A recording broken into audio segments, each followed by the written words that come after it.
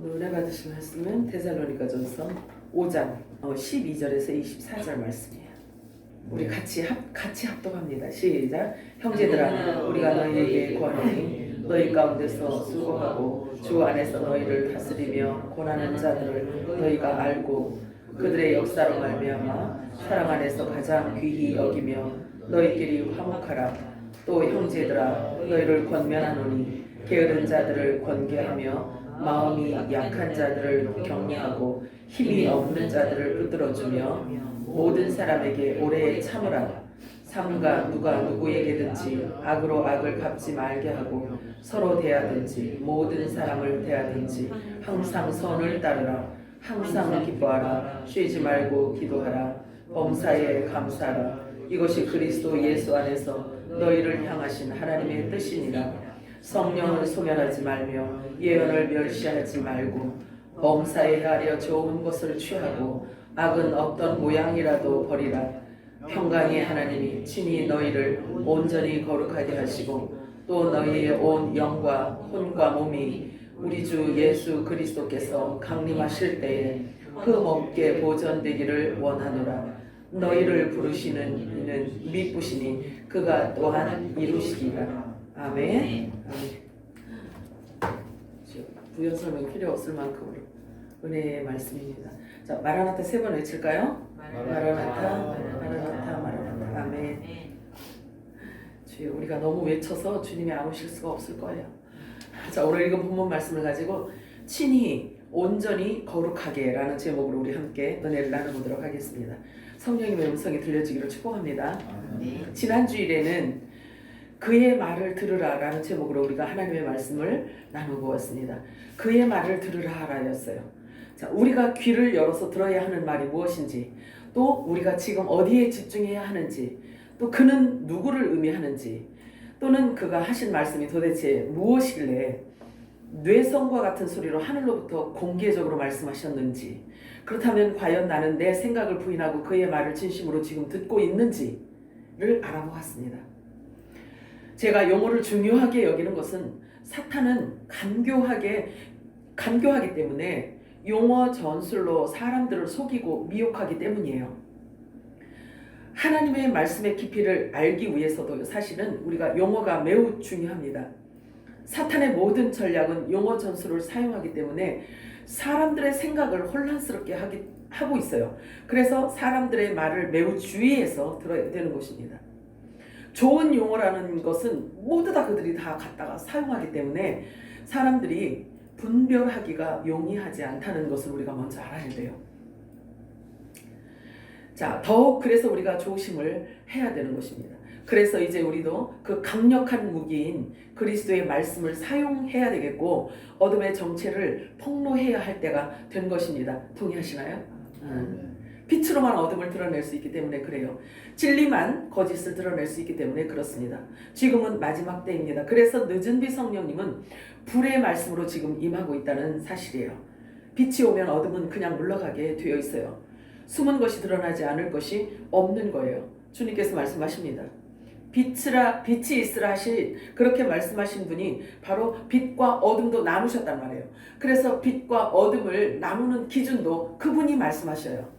빛이 있으라 하신 그분이 빛이 무엇을 빛이라고 하는지 무엇을 어둠이라고 하는지 그 기준이 그 말씀조차도 우리들에게 가르쳐 주셨단 말이에요. 그래서 그분의 말씀을 깨달아야 빛과 어둠을 나눌 수가 있단 말이에요. 저와 여러분이. 자, 누가복음 12장 2절 3절 읽어볼까요? 시작. 감추인 것이 드러나지 않을 것이 없고 숨긴 것이 알려지지 않을 것이 없나니 이러므로 너희가 어두운 데서 말한 모든 것이 광명한 데서 들리고 너희가 골방에서 귀에 대고 말한 것이 지붕 위에서 전파되리라. 주여, 이렇게 말씀하시네요. 그러므로 어둠을 분별할 수 있는 방법은 빛으로 오신 그리스도의 진리가 우리들에게 주어질 때 비로소 분별이 가능하게 되는 것입니다. 오늘은 친히 온전히 거룩하게라는 제목으로 함께 아버지의 마음을 알아보려고 합니다. 성령님의 음성이 들려지기를 축복합니다.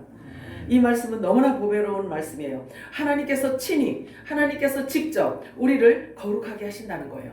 신부들의 거룩은 사람이 노력이 되는 게 아니라 하나님께서 직접 다루시고 계세요. 친히 직접 우리를 거룩해 하신다는 거예요. 거룩함도 온전히 거룩하게 해주신대요. 믿으시나요? 우리는 그분의 말씀을 듣고 순종하기만 하면 되는 거예요. 자, 데살로니가전서 5장 12절 13절 읽겠습니다. 시작. 얘들아, 우리가 너희에게 구하는 너희 가운데서 수고하고 주 안에서 너희를 인도하며 훈계하는 사람들을 알아서 그들이 하는 일로 인하여 사랑으로 그들을 극진히 존경하라. 너희는 서로 화목하라. 아멘. 가까이 있는 주님이 어느 날 저에게 그런 거를 주셨어요. 가장 가까이에 있는 사람을 가장 소중하게 여기지 못하는 자가 가장 어리석은 자라고 말씀을 하셨어요. 사람들은 멀리 있는 사람에게 잘하려고, 어쩌다 한번 만난 사람들에게만 잘하려고 하지, 가까이 있는 사람은 소중한 걸 못 느껴. 이걸 배우지 못한 거예요. 배우지 못해서 그러는 거예요. 어떻게 소중한지를 이렇게 해야 되는지, 어떻게 관리해야 되고 또 어떻게 대해야 되는지를 몰라요. 어쩌다 한 번씩 만난 사람에게만 최선을 다하려고 하고, 가까이 있는 사람은 소중한 걸 모르는 거. 주님이 그러셨어요. 그게 어리석은 자라는 거예요. 여러분들은 거기에서 포함되는 사람이 아니요.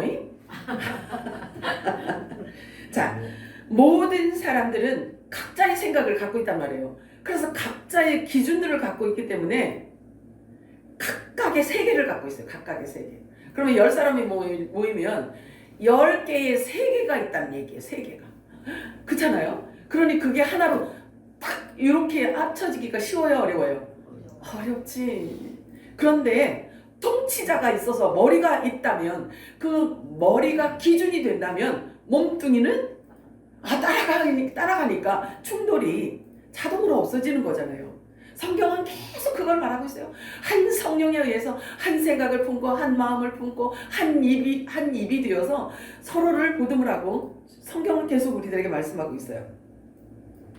자, 그래서 사람들은 각자의 기준과 각자의 생각을 갖고 각각의 다른 세계를 갖고 살아갑니다. 그래서 사람들을 볼 때 존경해야 할 자인지 아니면 함부로 대해도 될 사람인지를 자기가 판단을 해요. 자기가 판단한단 말이에요. 물론 그 기준이 자기가 세워놓은 거기 때문에, 그렇기 때문에 다른 사람들의 말은 들으려 하지 않아요. 자기 세계가 깨져야 되니까 다른 사람의 말을 담으려고를 안 하는 거예요. 자기 세계를 열고 깨고 그 사람의 말을 받아들여야 되기 때문에 이걸 못하는 거예요. 그렇기 때문에 충돌이 있는 거지. 그리고 진리를 말해도 들을 줄을 모르는 거죠. 받을 줄을 모르는 거예요. 그렇기 때문에 자기들이 갖고 있는 그 세계를 부정할 수가 없기 때문에 다른 사람의 말을 듣지 않으려고 하는 거예요. 근데 너무 사람들의 말을 안 들으려고 하다 보니까 진리가 선포되어져도 못 알아들어요. 긴 거 같은데 안 돼. 이게 습관이 안 돼가지고. 자, 모든 사람들의 기준은 자기 자신으로부터 시작되었기 때문에 진리를 받아들이기가 어려운 거예요. 그래서 묵은 곡식이 좋다, 묵은 포도주가 좋다라고 이렇게 하면서 새 포도주를 받아들이지 못하는 거예요. 야고보 사도는 뭐라고 얘기하는 줄 아세요? 야고보서 2장 9절에 만일 너희가 사람을 차별하여 대하면 죄를 짓는 것이니 율법이 너희를 범법자로 정죄하리라. 정죄직분자를 말하고 있는 거예요. 사람이 사람을 자꾸 정죄하는 것은 정죄의 직분을 받고 있다라는 정죄의 직분자라는 거예요. 그것을 성경에서는 뭐라고 말하는 줄 아세요? 이렇게 말하고 있어요. 요한복음. 자, 성경에는 그걸 우상이라고 합니다. 다른 표현으로 설명한다면 자기 생명을 사랑하고 자기 세계를 붙들고 있는 상태이기 때문에 자기 생명을 사랑하는 것이 얼마나 위험한지 예수님은 다음과 같이 설명하고 있어요. 요한복음 12장 25절 읽어볼까요? 시작. 자기 생명을 사랑하는 자는 잃어버릴 것이요 이 세상에서 자기의 생명을 미워하는 자는 영생하도록 도전하리라. 예수님께서 말씀하신 사복음서의 모든 말씀은 다 하나님 나라의 방언이에요. 제가 금요일날 말씀드렸죠. 방언이에요. 그런데 방언은 통역이 필요해요. 방언은 우리 은솔이가 말하는 것도 우리가 못 알아들어서 통역인 엄마가 있어야 되듯이 하나님 나라 방언으로 말씀해놓은, 영으로 말씀해놓은, 비유로 말씀해놓은 이 사복음서를 통역하는 방법이 있는데 통역관이 있어야 되는데 그 통역관이 사람이 될 수가 없어요. 그래서 예수님께서 말씀을 하셨어요. 진리의 성령이 오실 거다 너희들에게. 진리의 성령이 오시면 너희를 내가 한 모든 말을 가지고 설명해 줄 거야. 이렇게 말씀하셨어요. 그러면 저와 여러분이 하나님의 말씀은 우리가 갖고 있지만 이 예수님이 하신 그 말씀에 대해서 그 깊이와 그 영적인 의미를 우리가 알으려면 스승이 필요하잖아요. 그렇잖아요. 그러면 스승을 보내달라고 우리가 기도를 해야 되는 거예요. 주님이 그렇게 하라고 했어요. 구하고 두드리고 찾으라 이렇게 말씀을 하셨단 말이에요. 그러면 진리의 성령이 우리에게 임하셔야만 예수님께서 비유로 말씀하시는 하나님 나라의 비밀을 풀어서 해석해 줄 수 있다라는 이야기예요. 사람이 할 수 있는 게 아니라는 거죠. 우리가 찾고 구하고 두드릴 때에 그리할 때 너희 아버지가 가장 좋은 것 영의 생명들에게 하시는 말씀이에요.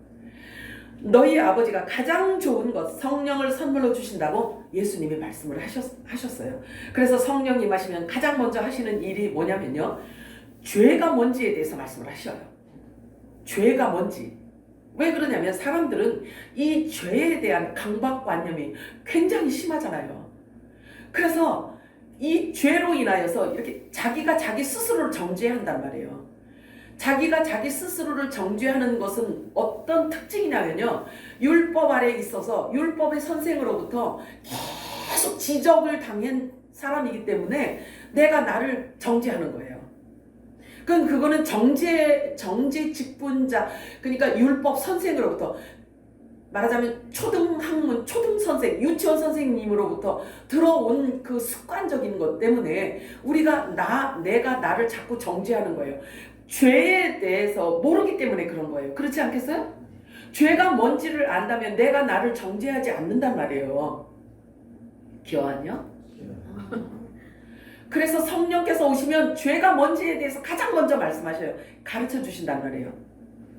그 다음에 의가 뭔지에 대해서 가르쳐 주세요. 성령님께서. 그러면 죄가 뭔지에 대해서 가르쳐 주시고 그 다음에 의에 대해서 가르쳐 주신단 말이에요.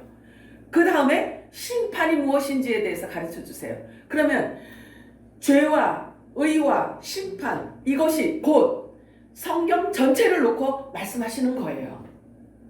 그러면 하나님 나라 완성하기 위해서 죄와 의와 심판이 완성되어질 그때에 하나님의 나라가 완성되어지는 거예요.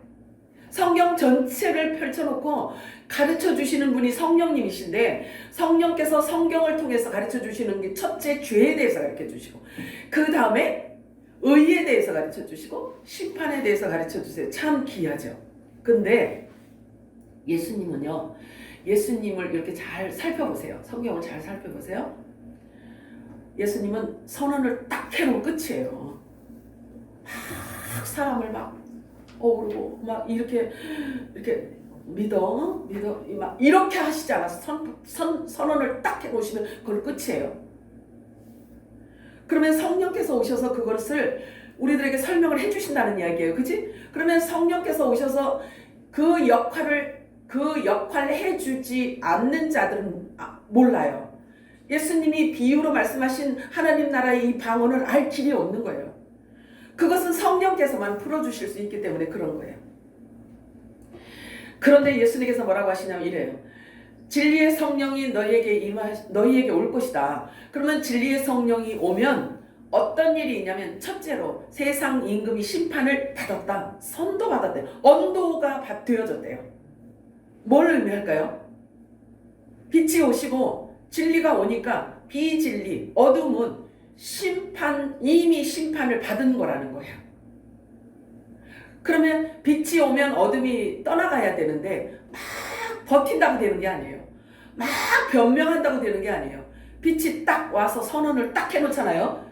그러면 내가 진리로 알고 있던 그것을 버리고 빛을 따라가지 않으면 이 어둠은 열매로 결국 심판대 위에 가게 되어 있는 거예요. 심판대로 갈 수밖에 없게 되는 거란 말이에요. 오직 진리만이 영원한 기준의 잣대이기 때문에 진리의 성령이 오셔서 말해 주셔야 하는 거예요. 자, 에베소 5장 6절 읽겠습니다. 시작. 누구든지 헛된 말로 너희를 속이지. 이로 말미암아 하나님의 진노가 불순종의 아들들에게 임하니 불순종을 알고 불순종하는 사람이 있겠냐고요. 불순종을 난 불순종해야지 이렇게 알고 불순종하는 사람은 없어요. 그런데 몰라서 불순종하는 것도 불순종으로 치부가 돼요. 그렇게 인정이 되는 거예요. 자, 요한복음 12장 48절 읽어볼까요? 시작. 나를 저버리고 내 말을 받지 아니한 자를 심판하리가 있으니 곧 내가 한 그 말이 마지막으로 내 그를 심판하리라.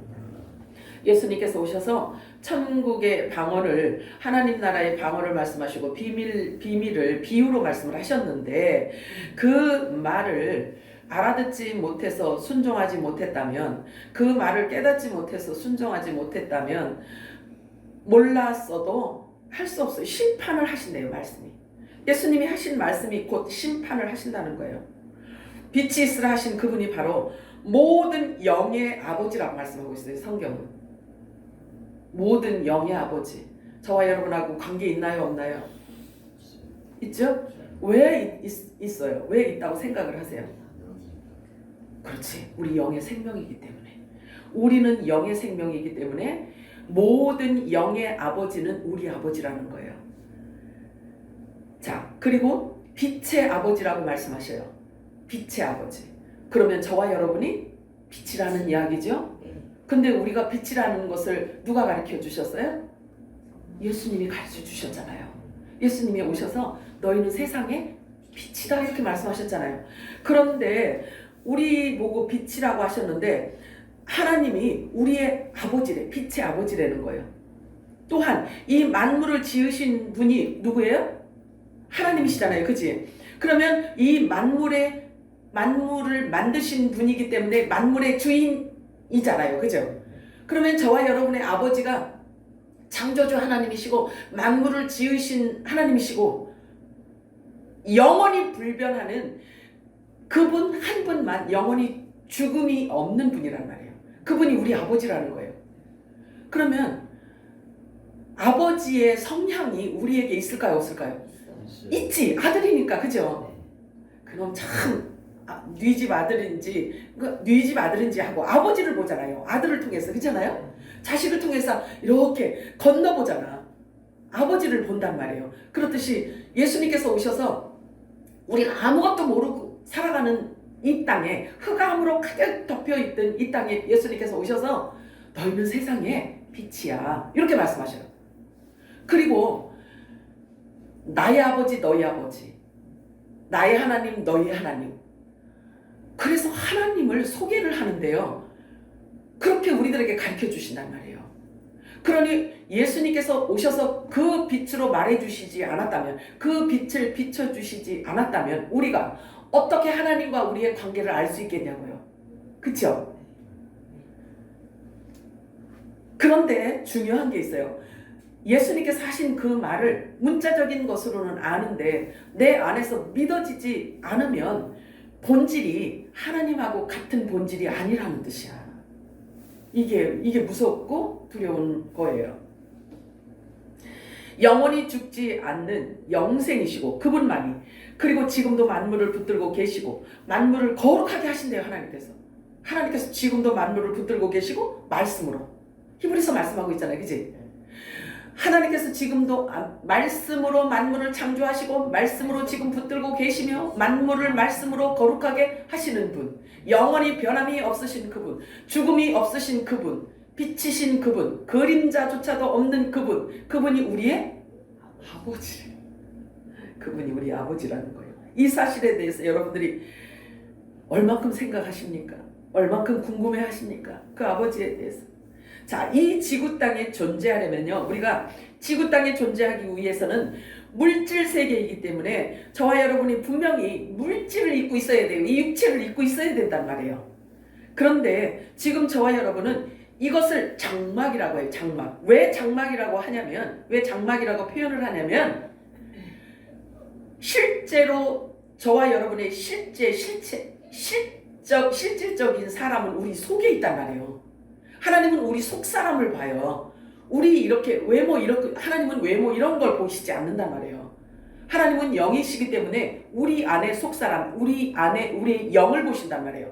그래서 하나님이 우리하고 관계하고 교제하는 것도 이 장막하고 하는 게 아니란 말이에요. 우리 안에 우리 속사람하고 교제를 하고 우리 속사람으로 드려지는 예배를 받으시고 속사람과 주님의 뜻을 속사람에게 우리들에게 주시는 거란 말이에요. 아멘이에요? 우리가 열심히 메모를 가꾸기도 해야 되겠지만 더 중요한 건 하나님과 교제가 이루어지는 우리 속사람이 더 중요하다라는 거죠. 동의가 되세요? 네. 자, 그래서 우리 안에는요 아버지의 생명이 존재하고 있고 우리 아버지의 생명이 우리 안에 있대요. 우리의 생명은 하나님 안에 있대요. 성경은 그걸 가르쳐주고 있어요. 그러면서 또 골로새서 3장 3절은 뭐라고 얘기하냐면 우리의 생명이 하나님 속에 감춰져 있대요. 하나님 속에 감춰져 있대요. 요게 우리가 계시가 임하지 않으면, 요게 깨달아지지 않고 계시가 임하지 않으면, 성령께서 허락하시지 않으면 그게 내가 믿어지지도 않거니와 내가 확증되어지지도 않거니와 확신할 수가 없기 때문에 믿을 수가 없어요. 말할 수도 없어요. 그러면 믿음도 없고 확신도 안 되네. 그러면 하나님 안에 감춰져 있는 내 생명을 설명할 수 있어야 되는 거예요. 어떻게 설명할 수 있냐면 하나님이 기록해 놓으신 그 말씀을 가지고 말씀을 붙들고 있기 때문에 우리가 설명이 되는 거예요. 자, 우리의 영과 연합을 이루어 거룩한 성전이 되었다는 것을 말하고 있어요. 성령이 우리에게 임한 것은. 그래서 우리를 거룩한 성전이라고 한단 말이에요. 그치? 거룩한 성전. 내가 왜 이렇게 자꾸 강조를 하냐면 요걸 잊지 말아야 되는 거예요. 우리가 여기서는 이 이야기를 듣고 집에 가서는 세상 사람이고 이러면 안 된다는 것을 얘기하고 있는 거예요. 우리의 삶 자체가 예배란 말이 같이 연결이 된다고요. 왜? 우리가 살아있는 영의 생명이고 성령께서 우리 안에 살아계신 영으로 좌정하시고 우리가 거룩한 성전이기 때문에 그런 거예요. 우리는 움직이는 하나님 나라라고 했잖아요. 움직이는 하나님의 나라요. 영과 진리로 우리의 모든 삶 자체가 예배라는 뜻인 거예요. 자, 우리가 창조의 영으로 새로운 피조물이 되었다는 사실을 성경은 우리들에게 말해주고 있어요. 그래서 우리가 우리의 정체성을 성경으로부터 찾게 되었어요. 그러면 사람들이 그렇게 하겠죠. 너가 언제 어떻게 태어났는지, 그 구원파는 그래. 언제 태어났는지 말하래요. 이렇게 이야기해요. 언제 어떻게 태어났으며 출생신고는 언제 했는지 말하라고 이렇게 해요. 구원파들은. 그렇게 물어보면 우리는 답을 할 수 있어야 되는 거예요. 2단 아니라 100단이 와서 이야기해도요. 기록되었으되 하고 얘기해 줄 수 있어야 돼요. 그러니 저와 여러분이 얼마나 하나님의 말씀을 사랑하고 많이 붙들어야 되는지를 알겠죠? 이단들은 이 용어 전술로 우리를 속이기 때문에 그런 거예요. 그리고 막 보여지는 것들로 우리를 속이기 때문에 우리는 빛으로 딱 비춰보면 긴지 아닌지를 알 수가 있는 거예요. 지금은 말과 말의 싸움이에요. 지금은 이 영적인 싸움이요. 얼마큼 치열한지요. 여러분들이 아셔야 돼요. 여러분들은 지금 말씀 앞에 푹 파묻혀 있으니까 뭘 모르지? 너무나 무서운 지금 시대란 말이에요. 자, 우리가 누가 물어보면 언제 우리들의 정체성에 대해서 물어보면 기록된 말씀 가지고 답변을 할 수 있어야 되는 것입니다. 예수님은 반드시 이루어질 영원히 변하지 않는 기도를 다음과 같이 하셨어요. 요한복음 17장 14절에서 19절 읽어볼까요? 시작. 내가 그의 말씀을 그들에게 주었사오매 세상이 그를 미워하였사오니 이는 내가 세상에 속하지 아니함 같이 그들도 세상에 속하지 아니함으로 인함이니라. 내가 배우는 것은 그들을 세상에서 데려가시기를 위함이 아니요 오직 악에 빠지지 않게 보존하시기를 위함이니라. 내가 세상에 속하지 아니함 같이 그들도 세상에 속하지 아니하시나이다. 그들을 진리로 거룩하게 하옵소서. 아버지의 주는 진리이다. 아멘이에요? 예수님께서 당신을 표현할 때 나는 위에서 왔고 너희는 땅에서 났느니라 이렇게 말씀하셨어요. 그런데 예수님의 지체인 저와 여러분도 위로부터 왔다는 것을 말씀하고 있는 거예요. 자, 예수님께서 그들을 진리로 거룩하게 하옵소서. 아버지의 말씀은 진리니이다. 이렇게 말씀하십니다. 저와 여러분이 거룩하게 되어지는 것은 예수님이 이 땅에 쏟아놓으신 그 진리의 말씀으로만 가능하다는 사실이에요. 믿으시기 바래요. 영원히 불변하는 변하지 않는 진리의 기준은 오직 하나님의 말씀뿐입니다. 그렇다면 내가 거룩하니 너희도 거룩할지니라는 이 말씀이 어떻게 성취되어지는지를 우리는 분명히 알 수 있어요. 알아야 돼요. 그죠? 알아야 되는 거예요. 골로새 3장 5절에서 8절 읽겠습니다. 시작. 그러므로 땅에 있는 지체를 죽이라. 곧 음란과 부정과 사욕과 악한 정욕과 탐심이니 탐심은 우상 숭배니라. 이것들로 말미암아 하나님의 진노가 임하느니라. 너희도 전에 그 가운데 살 때에는 그 가운데서 행하였으나 이제는 너희가 이 모든 것을 벗어버리라. 곧 분함과 노여움과 악의와 비방과 너의 입에 부끄러운 말이니라. 자, 이 모든 것들은 땅에 있는 지체를 통해서 나오는 열매를 얘기하고 있어요. 그러면 그래서 땅에 있는 지체를 죽이라고 말하는 거예요. 어떻게 죽이지? 어떻게 해? 아이 참나. 우리 예수님께서 누구든지 나를 따라오려거든 자기를 부인하고 자기 십자가를 지고 나를 쫓을 것이니 이렇게 말씀하고 있잖아요. 그치? 그러면 그것을 일컬어 땅에 있는 지체를 죽이는 거예요. 나를 부인하는 거예요. 그래야 주님이 가신 그 길을 따라갈 수 있고 주님이 하신 말씀을 우리가 받을 수가 있는 거예요. 왜 그러냐면 예수님이 하신 말씀이 내가 갖고 있는 생각과 충돌이 일어나면 주님을 따라가지 않는 거잖아요. 내가 주인인 거잖아요. 지금은 말과 말의 전쟁이에요. 빛과 어둠 그리고 하늘과 땅을 지금 가르고 있단 말이에요. 불의 말씀이 지금 쏟아지는 것은 하늘과 땅을 분리하는 거예요. 어둠과 빛을 지금 분리하고 있는 때란 말이에요. 지금이. 그래서 이 불의 말씀, 빛의 말씀을 우리가 잘 들어야 되는 거예요. 잘 들어야 돼요. 요한일서 2장 15절 읽어볼까요? 시작. 이 세상이나 세상에 있는 것들을 사랑하지 말라. 누구든지 세상을 사랑하면 아버지의 사랑이 그 안에 있지 아니하니. 참 중요하죠. 우리가 육체를 입고 이 땅에 지금 존재하고 있는데 어떻게 세상 것과 등지고 살 수 없잖아요. 그럼 우리를 태어나지 말게 하시던가, 그러면 세상께 보이지 않도록 하시던가, 들리지 않도록 하시던가. 근데 세상에서 행하는 모든 것 눈으로 보게 하시고 귀로 듣게 하시고 다 이렇게 해놓고 우리 보고 육체를 죽이라니, 지체를 죽이라니 도대체 이게요, 이 굉장히 이율배반적이고요. 말씀이 얼마나 우리를 헷갈리게 하고 충돌시키는지 몰라요. 그려 안 그려? 그죠? 자, 요거는요 답변을 지금 똑같이 네 했어요. 자, 그러면 요거는 뭘 의미하는지 아세요? 세상에 있는 사람들과 똑같은 옷을 입고 세상 사람들하고 같이 막 움직이는 것은 육이야. 그죠? 우리 육이야. 근데 육이 아닌 우리 안에 있는 이 속사람은 하늘의 소리를 사모하게 되어 있다니까요. 이 속사람은 하늘을 사모하게 되어 있고 내 아버지의 음성을 듣기를 원하고 있고 아버지의 뜻을 알기를 원하고 있고 그분과 교제하기를 원하는 마음이 내 안의 영은 너무나 간절한 거예요. 의에 줄이고 목말라서 내 속사람은요 그렇단 말이에요. 근데 그 속사람이 강건해지잖아요. 그러면 지체를 부인하고 부정하고 이 지체를 오히려 있잖아요, 영의 사람이 끌어갈 수 있단 말이에요. 그래서 영의 사람이 강건한 자의 특징은 뭐냐면요, 육이 부인되어진 것이 드러난단 말이에요.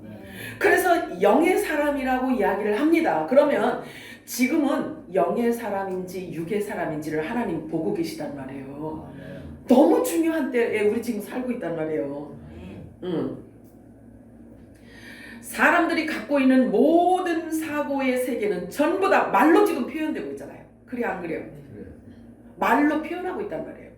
그래서 전쟁인 거예요. 영적인 무서운 전쟁인 거예요. 그래서 빛의 아들들이 빛을 말하지 않으면 이 빛이 성령께서 우리 입을 사용할 수 있도록 해야 되는 거예요. 그래서 성령의 손과 발이 되어져야 되는 거예요.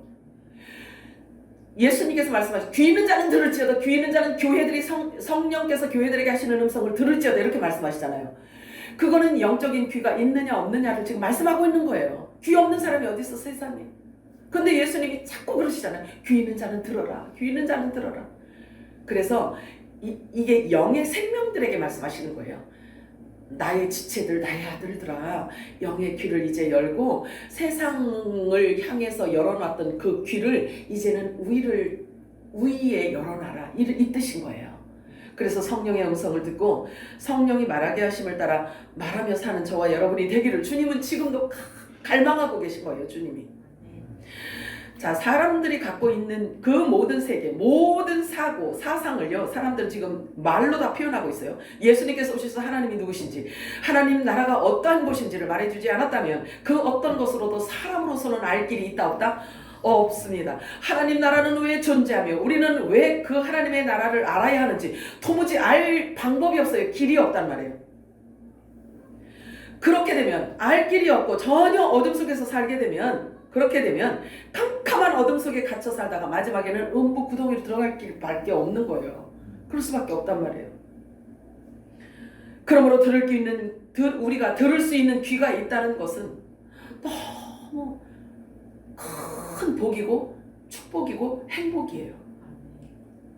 믿음의 주여 또 온전케 하시는 예수의 이름을 받았다는 것은 이 땅에 우리가 태어나서 가장 놀라운 기적 중에 기적이라는 것을 여러분 아시기 바랍니다.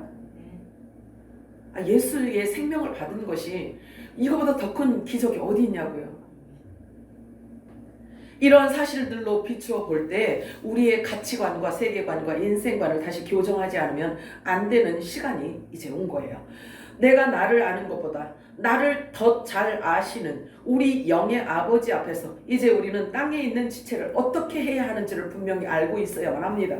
육은 무익하니 살리는 것은 영이라고 예수님께서 말씀을 하셨습니다. 참으로 놀라운 사실을 성경으로 우리에게 전해주고 있어요. 계속해서 하나님이 기름 부어주시는데요. 여러분들이 기대하셔도 돼요. 하나님께서 계속해서 말씀의 깊이를 주시는데 왜 그러냐면 우리가 그곳에서 살아야 되기 때문에 그것을 알게 하시는 거예요. 성경을 통해서. 받을 준비만 하시면 돼. 저와 여러분이 이 세상으로부터 온 자들이 아니라고 성경은 말씀하고 있어요. 그래서 우리의 정체성을 분명하게 가르쳐주고 있습니다.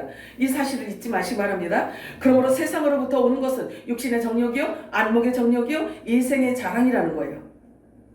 모든 생각의 틀을 우리는 다시 짜야만 하는 것입니다. 예수님이 말씀하십니다. 내가 아버지의 계명을 지켜서 아버지 사랑 안에 거한 것 같이 너희들도 내 계명을 지키며 내 사랑 안에 거한 것이니라 라고 말씀을 하셔요. 요한복음 15장 9절 10절 읽겠습니다. 시작. 아버지께서 나를 사랑하신 것 같이 나도 너희를 사랑하였으니 나의 사랑 안에 거하라.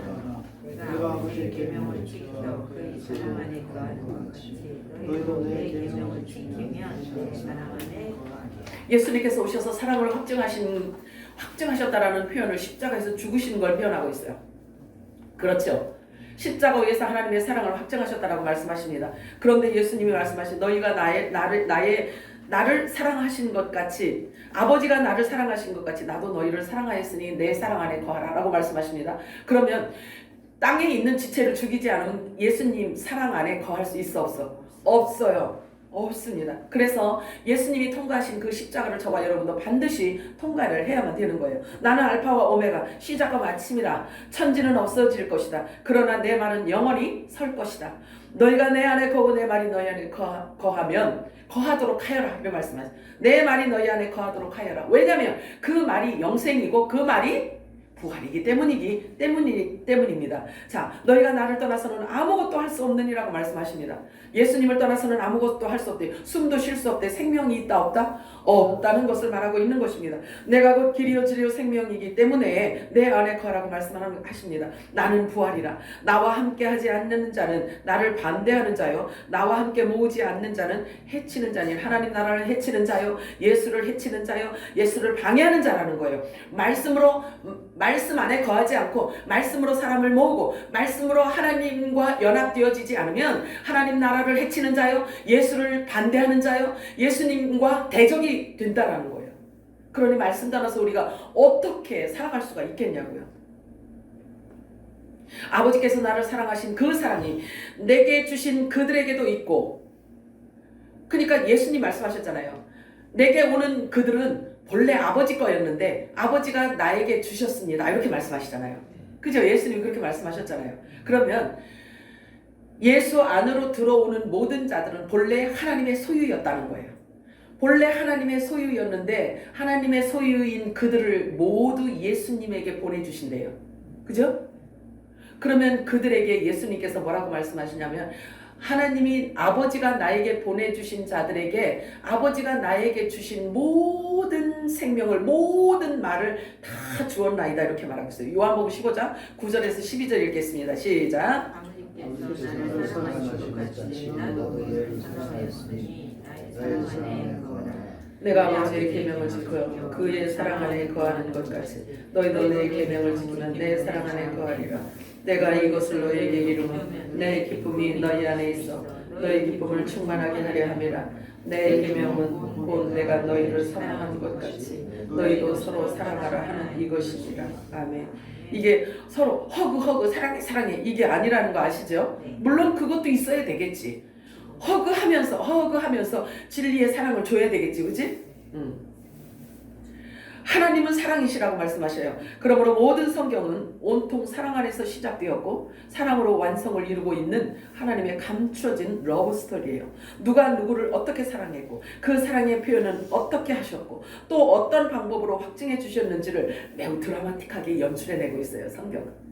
자, 길지만 우리 마태복음 22장 1절에서 14절 아버지가 창세전에 이런 계획을 갖고 예수를 이 땅에 보내신 거예요. 그걸 지금 비유로 설명을 해주시는 거예요. 같이 읽겠습니다. 시작. 예수께서 다시 비유로 대답하여 이르시되 천국은 마치 정적을 혼인잔치를 베푼 임금과 같으니 그 종들을 보내어 청한 사람들을 혼인잔치에 오라 하였더니 오기를 싫어하거든 다시 다른 종을 보내어 이르되 청한 사람에게 이르기를 내가 오찬을 준비하되 나의 소와 살찐 짐승하자고 모든 것을 갖추었으니 혼인잔치에 오소서 하라 하였더니 그들이 돌아보지도 않고 한 사람은 자기 밭으로 한 사람 자기 사업하러 가고 그 남은 자들은 종들을 잡아 모욕하고 죽이니 임금이 노하여 군대를 보내어 그 살인한 자를 진멸하고 그 동네를 불사르고 이에 종들에게 이르되 혼인잔치는 준비되었으나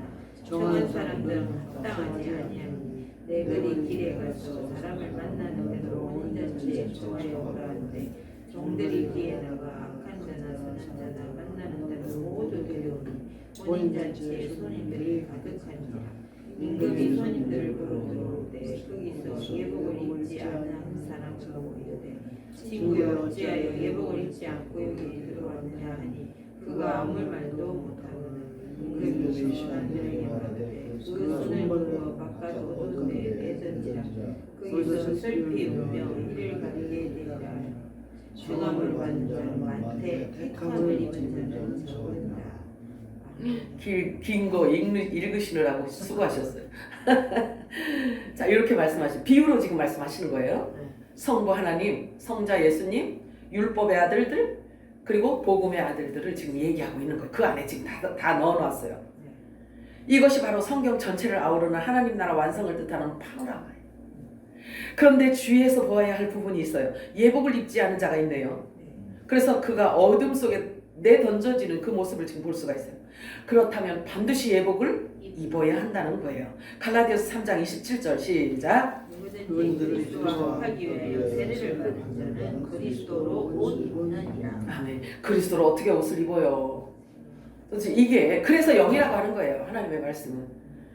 그래서 이것을 우리가 이해할 수 있도록 풀어줘야 되는 거예요. 여기 보니까 보세요. 한 번의 종을 보냈어요. 근데 이게 첫 언약을 받은 자들을 얘기하고 있어요. 다른 종을 또 보냈어요. 이게 복음의 아들들이에요. 자, 그런데 예수님께서 오셔서 뭐라고 했는지 아세요? 이렇게 말씀을 하셔요. 자, 복음의 빛의 아들들이 그 당대의 시대의 아들들보다 어리석대. 예수님께서 오셔서 그렇게 탄식을 하셔요. 그러면 저와 여러분을 보시고 하나님께서 탄식하시면 돼, 안 돼?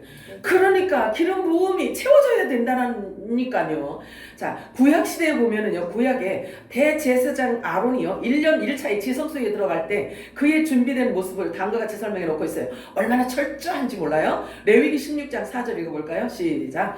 거룩한 세마포 속옷을 입으며 세마포 속바지를 몸에 입고 세마포 띠를 띠며 세마포 관을 쓸지니 이것들은 거룩한 옷이라 물로 그의 몸을 씻고 입을 것이며. 요게 그러니까 죄사함의 세례, 예수 그리스도의 이름의 세례, 성령 세례, 불 세례 받아야지만 되는 걸 얘기하고 있는 거예요 지금. 그런데 사도 요한은요, 예수님의 신부들이 갖춰 입어야 할 옷을 다음과 같이 설명하고 있어요. 계시록 19장 8절과 13절 읽겠습니다. 시작. 그에게 빛나고 깨끗한 세마포 옷을 입도록 허락하셨으니 이 세마포 옷은 성도들의 옳은 행실로다 하더라. 또 그가 피 뿌린 옷을 입었는데 그 이름은 하나님의 말씀이라 칭하더라. 피 뿌린 옷을 하나님의 말씀이라고 하고 있어요. 그죠? 그러면 그리스도의 옷을 입어야 되는 그리스도의 옷은 뭘까요? 하나님의 말씀을 얘기하고 있는 거예요. 불의 말씀을 얘기하고 있는 겁니다. 그리스도로 할례를 받는다라고 얘기하고 있어요. 그리스도로 할례 받고 그리스도로 옷 입고 하나님의 전신갑주를 입은 자들을 일컬어 그리스도로 세례 받았다라고 말을 하는 거예요. 그래서 세례 요한이죠. 사도 요한이 아니라 세례 요한은 예수님을 일컬어 그는 성령과 불로 세례를 주시는 분이라라고 말하고 있어요. 성령과 불. 근데 이제 우리가 잘 알아야 돼. 성령은 성령이고 불은 불인데 요 성령과 불을 하나로 이렇게 엉뚱그려서 제가 배웠거든요. 예전에. 근데 말씀을 보니까 이게 달라요. 왜 그러냐면 그것은 뭘 표현하냐면 계시록에 다시 예언을 하여라 이렇게 말씀한단 말이에요. 그러면 다시 예언을 하여라라는 것은 성령 세례 받았던 자들에게도 다시 불세례를 주시겠다라는 뜻인 거예요. 그래서 이 불세례 주시는 것이 마지막 영원한 복음인 거예요. 다시 예언해야 되는 것. 이것을 다시 예언해야 되는 이 불세례는 뭘 의미하냐면요. 다니엘과 이 계시록을 여는 거예요. 그러니까 예수님 재림이 가까웠을 때를 얘기하는 거예요. 그걸 얘기하고 천년왕국까지 얘기해 줄 수 있고 성경 말씀을 통해서 그 깊이를 드러내서 우리가 가서 사는 그곳 천국에 대한 이야기를 다시 전해주는 이것을 불세례라고 하는 거예요. 그러면 보세요. 내가 이따 뒤에 가면 나오겠지만 성령을 소멸치 말고 예언을 멸시치 말고 막 이렇게 나온다? 그거 설명을 뭘로 할 건데? 그걸 어떻게 설명을 할 건데? 그게 지금 불세례로 이 마지막 다시 예언하는 메시지를 거역하는 걸 얘기하는 거예요. 이건 성령 회방죄에 걸리는 거예요. 얼마나 무서운지 아세요? 자, 우리 오늘 본문 말씀이에요. 데살로니가전서 5장 14절 15절 읽겠습니다. 시작. 너희를 권면하노니 게으른 자들을 권계하며 마음이 약한 자를 권계하며 마음이 약한 자를 격려하고 힘이 없는 자들을 붙들어주며 모든 사람에게 오래 참아라. 3절 누가 누구에게든지 악으로 악을 갚지 말게 하고 서로 대하든지 모든 사람을 대하든지 항상 선을 따르라. 아멘이에요? 네. 자, 우리가 할 일이에요. 게으른 자를 권계하래요. 게으르면 안 된대요. 여러분들 중에는 게으른 사람 없는 줄 알아요? 자, 마음이 약한 자도 하나님이 권계하라고 우리들에게 말씀하세요. 마음이 약한 자, 힘이 없는 자, 그리고 그들을 오래 참으래요. 내가 한번 가르쳐줬는데 왜 몰라? 이렇게 하지 말고 오래 참으라고 말씀해요. 우리 사랑장 봤잖아요. 사랑장, 그 다음에 성령의 열매가 뭔지를 우리가 알아봤잖아요. 근데 그거는 그때로 끝나는 건가? 아니잖아요. 그 말씀이 우리에게 와서 우리 생명이 되었잖아요. 그러니까 내 안에 그 말씀이 있단 말이에요. 나도 그런 열매를 맺어야 되는 거예요. 자, 선을 따르라고 지금 말씀하고 있어요. 항상 선을 따르라고 이렇게 말씀하네요. 그러면 선을 어떻게 따라? 성경이 말하는 선이란 예수님이 가르쳐 주셨어요. 예수님께서 뭐라고 가르쳐 주셨냐면 선한 분은 오직 아버지 한 분이다 이렇게 말씀하셨어요. 그러면 아버지가 선하신 분이 하신 말 자체가 선이라는 거예요. 그러면 아버지의 말씀을 듣고 순종하는 것이 선을 따르는 거라고 말하는 거예요. 자, 데살로니가전서 5장 16절에서 18절 읽겠습니다. 시작. 항상 기도하라. 찾지 말고 기도하라. 범사에 감사하라. 이것이 그리스도 예수 안에서 너희를 위하신 하나님의 뜻이니라. 이렇게 순종하시고 계신가요? 네. 항상 네. 항상 기뻐할 수 있는 그 근거를 도대체 어디에서 찾아야 되잖아요. 그냥 항상 기뻐하라고 그랬다고 맨날 이빨 맨날 실실 이러고 다니면은 119에서 실려가. 119에 실려가잖아요. 그잖아요. 근데 항상 기뻐할 수 있는 이 근거를 찾아야 되잖아. 그죠? 그 근거가 있으니까 성경은 우리들에게 요구하신단 말이에요. 성경에서 찾을 수가 있어요. 도대체 어떤 기도를 하길래 쉬지 말고 기도하라는 것인지, 무슨 기도를 하라는 거예요. 우리 부자 되게 해주세요. 맨날 이 기도. 자, 그러면 이것을 사람이 가르쳐 줄 수 있어요, 없어요? 없어요. 이거는 사람이 가르쳐 줄 수가 없어요. 문자적인 것으로 이렇게 기록되어져 있지만 이 스승은 성령님이시기 때문에 그래요. 그래서 쉬지 말고 기도하라는 게 뭔지 사람이 가르쳐 줄 수 있는 게 아니에요. 또 범사에 감사하래요. 그럼 무슨 뜻일까? 삶의 태도를 얘기하고 있는 거예요. 우리 삶 자체가 예배임을 지금 이야기하고 있는 거예요. 우리 안에 성령이 임하면 영과 진리로 드려지는 모든 삶이 예배란 말이에요. 주님과 동행하는 삶이란 말이에요. 에녹과 같이, 그죠? 에녹이 하나님과 동행하며 살았다라는 뜻이 뭐예요? 하나님이 주신 말씀을 붙들고 사는 것을 이야기하고 있는 거예요. 자, 그러면 이 모든 것들을 우리가 깨달아야 순종할 수 있지 않겠냐 하는 거예요. 그렇다면 그 분명한 근거를 어디서 찾을 수 있느냐 하는 거예요. 모든 영의 생명의 한 스승은 성령님이시란 말이에요. 그래서 성경에서 이런 용어라든지 이런 말씀에 대해서 우리가 성령께서 오셔야 이걸 계시해 주시고 이것을 열어주셔서 알 수 있게 되는 겁니다. 이 말씀이 무엇을 계시하는지 또는 그 지식이 무엇인지 또 예언은 무엇인지 분명하지 않으면 어찌 이 말씀에 우리가 순종을 할 수 있겠느냐 하는 거예요. 그냥 눈으로 읽어갖고 되는 게 아니잖아요. 근데 성령께서 오시면 알게 하시는 거예요. 자, 진리를 알지니, 예수님 말씀은 진리를 알지니 진리가 너희를 자유케 하리라. 진리는 무엇인가? 진리는 뭐라고 생각하세요? 진리가 뭐지? 빌라도가 물어봐. 예수님을 죽이기 직전에 야, 진리가 뭐냐? 예수님이 아무 말도 안 해요. 진리를 준들 받을 수 있어, 없어? 진주를 개돼지에게 안 던지셔. 예수님 안 던지셨어요. 자, 그럼 진리는 뭐냐면 하나님 자신이에요. 진리는 예수님 자신이에요. 그리고 사람들은 말할 거예요. 나는 이미 자유자인데 무슨 자유를 말하느냐고 도리어 질문할 거예요. 나는 원래 자유자인데 진리를 알아야만 자유롭다라고 예수님이 말씀하셨는데 사람들은 이것을 또 질문할 수 있어요. 문자적인 것으로 볼 때. 나는 누구에게 포로된 적도 없고 난 누구에게 종된 적도 없는데 내가 왜 진리를 알아야지만 자유를 얻느냐고 이렇게 질문을 할 거란 말이에요. 자, 성령을 소멸치 말고 예언을 멸시치 말며 범사에 하려 좋은 것을 취하고. 좋은 게 뭔데? 좋은 것을 취하래요. 좋은 것을 취하고 악은 어떤 모양이라도 버리라. 나는 악하게 산 적이 없는데요. 나는 악을 범하면서 산 적이 없는데요. 모양이라도 버리래요. 사람이 어떻게 이런 말을 풀어줄 수 있느냐 하는 거예요. 성령 소멸치 마라, 예언 멸시치 말라, 좋은 것 취하라, 악은 모양이라도 버리라. 이것이 그냥 문자적인 것으로만 이렇게 쑥 넘어가 버리면 이 말씀이 뭘 의미하는지 모르니까 나하고는 관계가 없어. 그렇게 갈 수 있다라는 거죠. 본질을 얘기하고 있는 거예요. 본질. 그래서 이 성령을 소멸치 말고 예언을 멸시치 말라는 것은 불의 메시지가 선포되어질 때 반응을 어떻게 할래? 이 뜻이에요. 그런즉 땅에 있는 지체를 죽이라. 이는 곧 음란과 부정과 사욕과 악한 정욕과 탐심이니 탐심은 우상숭배래요.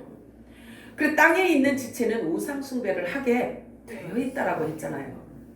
그래서 그런데 우상숭배를 하게 되어 있는 이 땅의 지체를 죽이지 않으면 하나님의 진노는 반드시 임해요. 그런 것들로 인해서 하나님의 진노가 임하기 때문이에요. 그래서 지체를, 땅에 있는 지체를 죽이라고 말씀하시는 거예요. 자, 이제는 너희가 이 모든 것을 벗어버리라.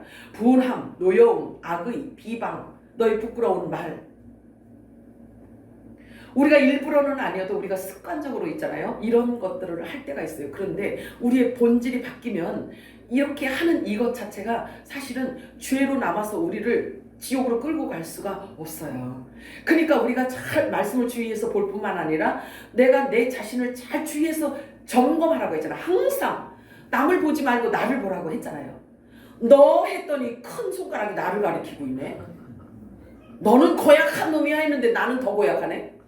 이 큰 엄지손가락으로 나를 가리키고 있는 거예요. 그래서 내 안의 속사람을 하나님의 말씀으로 깨끗하고 정결하게 만들어 가시기를 축복합니다. 자, 보세요. 애굽에서 하나님께서 이스라엘 백성들이 애굽에서 나올 때 그냥 알몸으로 그냥 호를 단신 알몸으로 내보내지 않으시고 애굽 땅에 있던 주위의 모든 사람들이 금과 은을 다 하나님께서 다 주어서 보냈다. 광야로 내보낼 때 빈손으로 내보내지 않아요. 부족함이 전혀 없도록 달라고 하라고 성경의 말씀을 보면은요, 너가 애굽 사람들한테 가서 금과 은, 보석, 돈을 달라고 해라. 그러면 그냥 내준대. 이렇게 슬슬슬 이렇게 내준대. 그 사람 마음을 누가 다스려?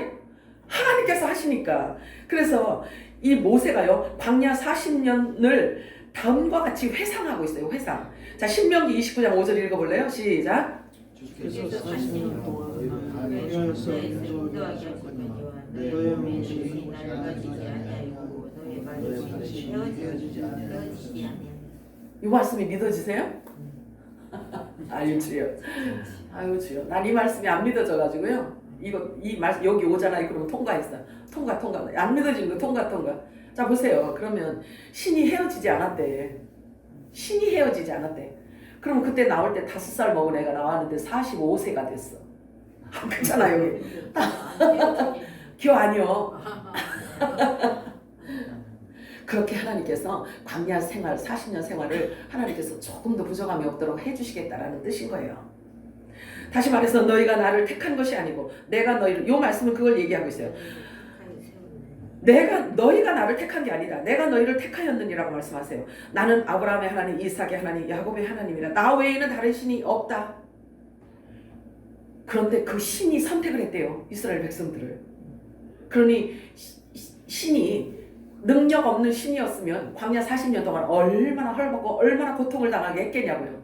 근데 능력의 하나님, 창조주 하나님이 그들의 아버지가 되어 그들을 끌어냈으니 그 능력으로 못하실 일이 어디 있겠냐고요. 그죠? 그 아버지가 우리 아버지라니까? 자, 신명기 29장 2절에서 4절 읽겠습니다. 시작. 모세가 온 이스라엘을 소집하고 그들에게 이르되 여호와께서 애굽 땅에서 너희 목전에 바로와 그의 모든 신하와 그의 온 땅에 행하신 모든 일을 너희가 보았느니 곧 그의 큰 시험과 이적과 큰 기사를 내 눈으로 보았느니라. 그러나 깨달은 마음과 보는 눈과 듣는 귀는 오늘 여호와께서 너희에게 주지 아니하셨느니라. 자, 요거는요, 제가 말씀드렸잖아요. 모세가 하나님 나라 완성되어지면 어떤 나라인지에 대해서 알았다는 얘기예요. 그러면 요 말씀 안에도 뭘 얘기하냐면요, 율법의 종들과 복음의 아들들을 지금 요 안에 담고 있어요. 담고 지금 설명하고 있는 거예요. 그런데 이들을 일컬어 바울은 또 뭐라고 하는지 한번 보실래요? 히브리서 11장 39절에서 40절 시작. 이 사람들은 다 믿음으로 말미암아 증거를 받았으나 약속된 것을 받지 못하였으니 이는 하나님이 우리를 위하여 더 좋은 것을 예비하였은즉 우리가 아니면 그들로 온전함을 이루지 못하게 하려 하십니다. 자, 위에서 눈이 있어도 보지 못하고 귀가 있어도 듣지 못해서 그런 자들은 여기 온전함을 이루지 못한 상태잖아요. 네. 그죠? 눈이 있는데도 못 알아들어. 못 봐. 귀가 있는데도 못 알아들어. 그런데 그들과 또 온전함을 입은 자들을 지금 나누고 있는 거예요. 너네들은 이렇게 못 알아듣고 듣지 못하고 마음에 눈이 없어서 너네들은 알아듣지 못하지만 나와 같은 누군가가 이제 곧 올 거다. 그런데 그분에 의해서 온전함과 완전함을 입을 자들이 이제 나온다. 우리 금요일 날 찾아봤잖아요. 아브라함의 4대 손을 얘기하고 있는 거예요. 4대 손. 자, 오늘 본문은 우리에게 놀라운, 여기 보세요. 여기 보면은 40절 말씀에 하나님이 우리를 위하여 더 좋은 것을 예비하셨으니, 이게 부활을 얘기하고 있어요. 부활. 오늘 본문은요, 우리에게 놀라운 산소망을 주십니다. 말씀만이 살 길이라고 붙들고, 하나님 말씀을 붙들고 있는 자들에게 주시는 특별 서비스예요. 특별 서비스.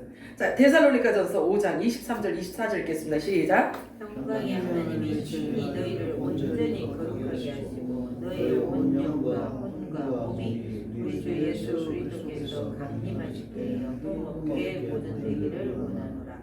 너희를 부르시는 이는 미쁘시니 그가 또한 부르시니라. 아멘. 요게요. 특별 보너스예요. 특별 보화예요. 하나님이 친히 직접 우리를 온전히 거룩하게 해주신대요. 소망이요? 아니요? 소망. 그렇지. 저와 여러분이 온전히 거룩하게 되는 것은요, 우리의 노력이 아닙니다. 하나님께서 직접 친히 하여 주신다고 말씀하십니다. 귀한 선물이죠. 자, 예수님께서 제자들에게도 말씀을 하셨어요. 제자들은요, 예수님을 따라다니 3년 반 동안 따라다니면서 헛소리만 계속했어요. 계속 헛소리만 하고 질문도 엉터리로 하고 막 이랬어요. 그랬음에도 불구하고 예수님이 제자들에게 뭐라고 말씀하시냐면, 그들이 뭐 한 게 없잖아요. 그냥 뭐 이상한 일만 하고 베드로는 사단이라 소리까지 들을 정도로 이랬잖아요. 그런데 예수님이 그 제자들에게 뭐라고 말씀하세요? 너희들은 이미 깨끗하여 졌구나. 그 제자들이 뭘 해서요? 아니잖아요. 예수님께서 그들에게 준 그 말씀으로 내가 너희들에게 이른 말로 인하여 너희들은 이미 깨끗해졌느니라, 이 얘기를 하시는 거예요.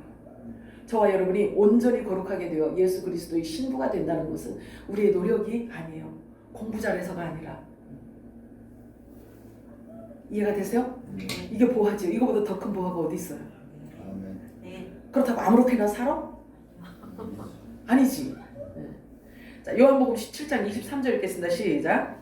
곧 내가 그들 안에 있고 아버지께서 내 안에 계시어 그들로 온전함을 이루어 하나가 되게 하려 함은 아버지께서 나를 보내신 것과 또 나를 사랑하신 같이 그들도 사랑하시는 것을 세상으로 알게 하려 함이로소요.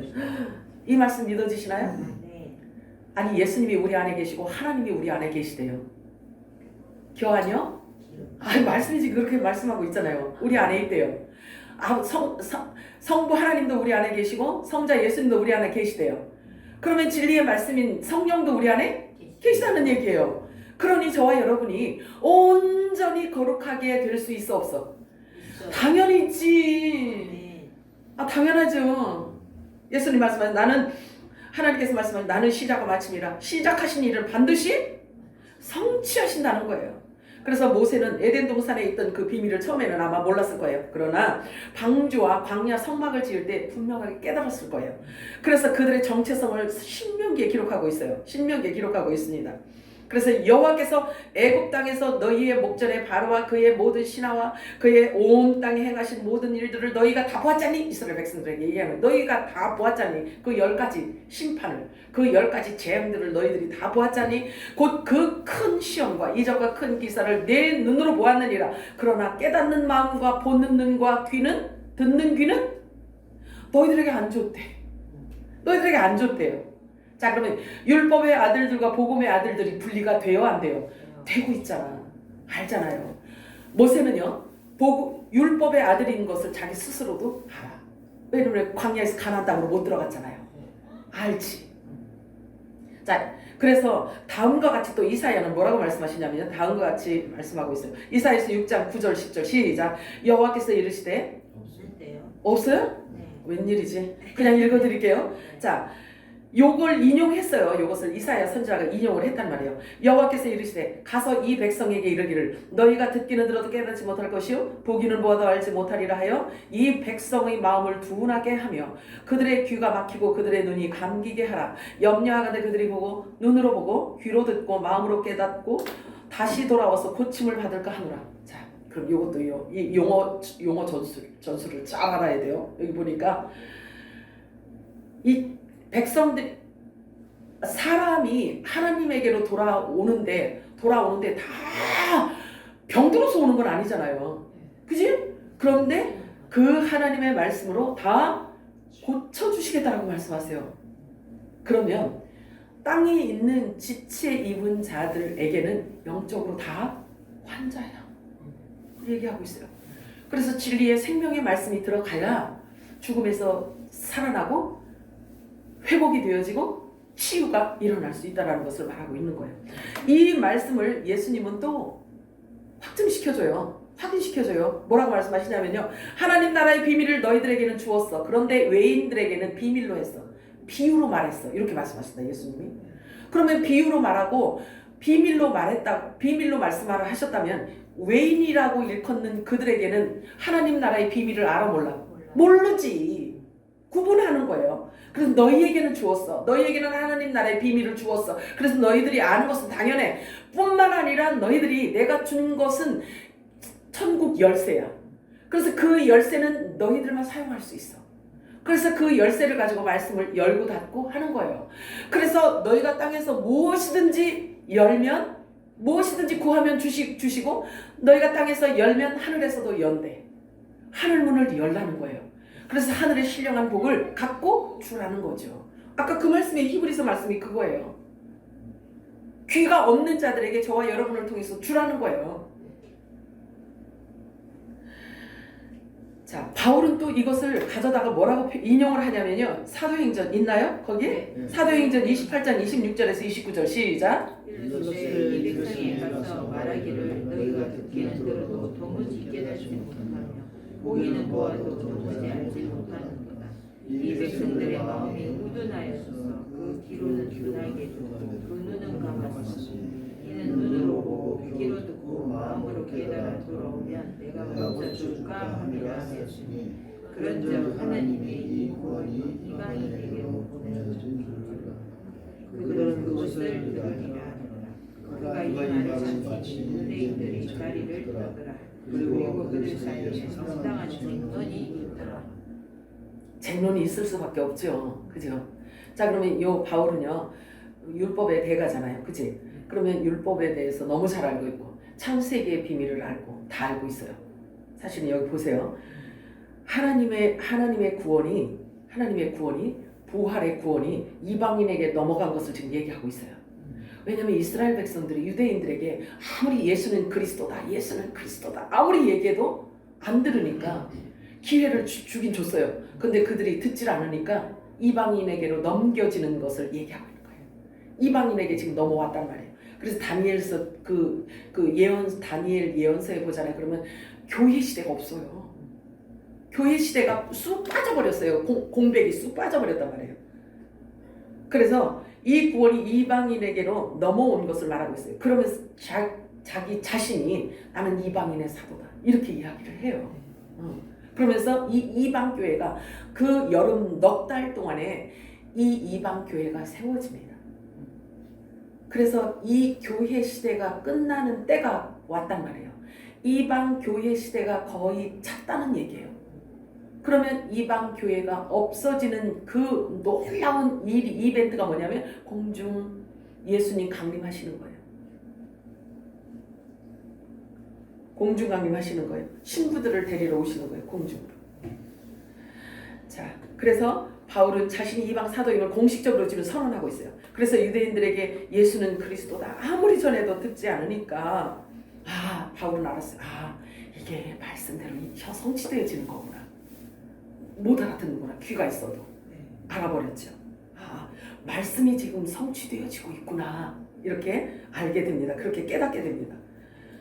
자, 하나님의 말씀은요 우리의 기업이란 말이에요. 믿으셔요? 우리의 기업을 어디서 볼 수 있는데? 말씀을 통해서 볼 수 있는 거예요. 하나님의 말씀은 우리의 기업일 뿐만 아니라 말씀 안에 저와 여러분의 정체성도 있고 말씀 안에 저와 여러분의 사명이 담겨져 있어요. 이 사명을 모르고 우리들에게 주신 복만 갖고 막 뛰잖아요. 그러면 날개 하나 없는 사람하고 똑같아요. 자, 그런즉 사랑하는 자들아 이 약속을 가진 우리는 하나님을 두려워하는 가운데 거룩함을 온전히 이루어서 육과 영의 온갖 더러운 것에서 자신을 깨끗하게 하자 이렇게 이야기를 해요. 깨끗하게 하자. 평강의 하나님이 친히 너희를 온전히 거룩하게 하시고 흠 없이 보존시켜 주시기를 주님의 이름으로 축복합니다. 기도합니다. 사랑하는 주님 감사합니다. 하늘에 계신 우리 아버지여 이름이 거룩히 여김을 받으시옵소서.